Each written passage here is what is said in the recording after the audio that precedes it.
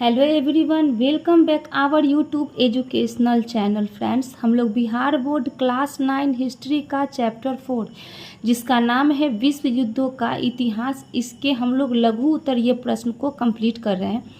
अभी तक हम लोगों ने लघु उत्तरीय क्वेश्चन में टोटल 10 क्वेश्चन है और 10 में से 6 क्वेश्चन को हम लोग कंप्लीट कर चुके हैं और आज हम लोग 7 से लेके 10 तक के क्वेश्चन को कंप्लीट करेंगे।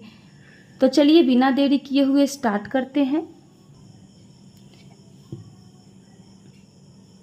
7th क्वेश्चन कह रहा है कि द्वितीय विश्व युद्ध के लिए हिटलर कहाँ तक उत्तरदायी था।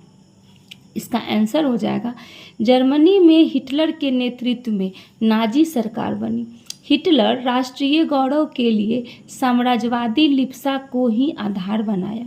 जर्मनी अपने साम्राज्य का विस्तार कर अपनी आर्थिक परेशानियां को दूर करना चाहते थे।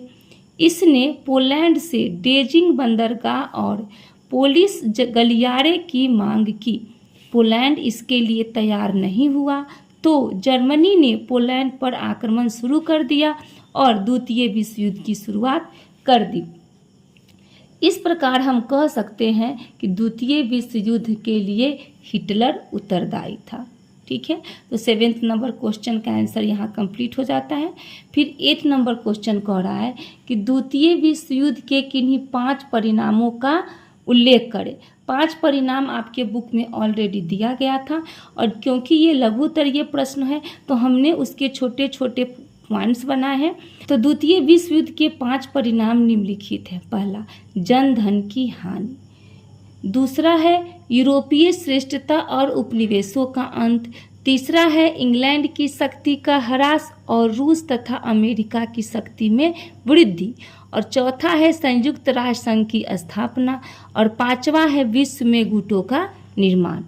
ये 5 जो है इसके परिणाम है। अब हम लोग इन सभी परिणामों को डिटेल्स में देखेंगे, थोड़ा थोड़ा पॉइंट बना के इसको हम लोग देखेंगे। तो जनधन की हानि, इस युद्ध में व्यापक जनधन की हानि हुई। यह इतिहास का सबसे शक्तिशाली युद्ध था। लाखों लोगों की हत्या यंत्रणा शिविरों में कर दी गई। जर्मनी के लगभग 60 लाख से अधिक लोग मारे गए। इस युद्ध की कुल खपत बहुत ऊंची थी। यह लागत लगभग 13 खरब 84 अरब 90 करोड़ डॉलर थी। दूसरा है परिणाम इसका कि यूरोपीय श्रेष्ठता और उपनिवेशों का अंत होने लगा द्वितीय विश्व युद्ध से। तो द्वितीय विश्व युद्ध के बाद एशिया महाद्वीप से यूरोपीय राष्ट्रों की प्रभुता लगभग समाप्त हो गई।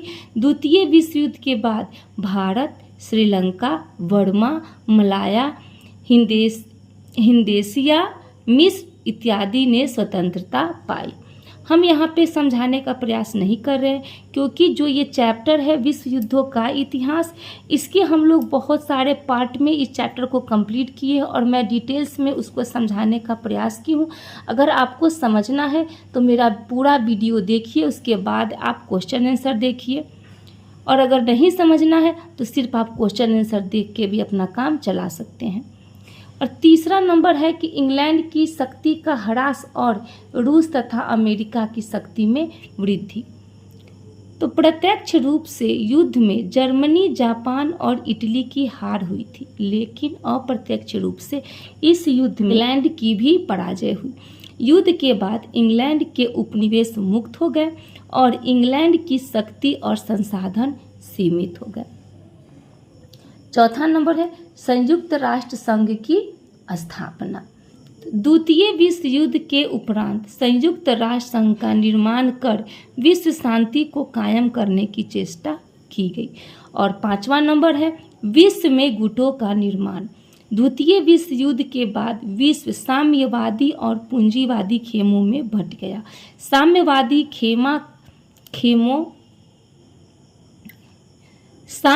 खेमों का नेतृत्व सोवियत रूस कर रहा था और पूंजीवादी खेमा का नेतृत्व संयुक्त राज्य अमेरिका कर रहा था। अब आप लोग कह रहे थे शॉर्ट क्वेश्चन, इसका जो क्वेश्चन आंसर है पूरी तरह शॉर्ट में बनाने के लिए।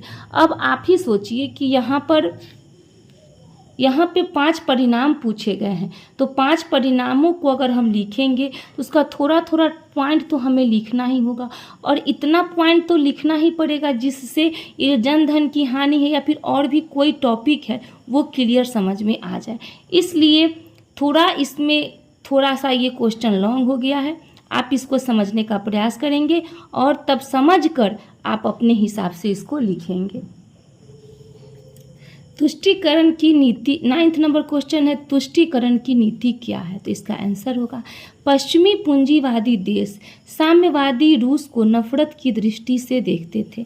वे चाहते थे कि हिटलर किसी भी तरह सोवियत रूस पर हमला कर दे जिससे दोनों कमज़ोर हो जाएं और वे हस्तक्षेप करके दोनों शक्ति को बर्बाद कर देंगे।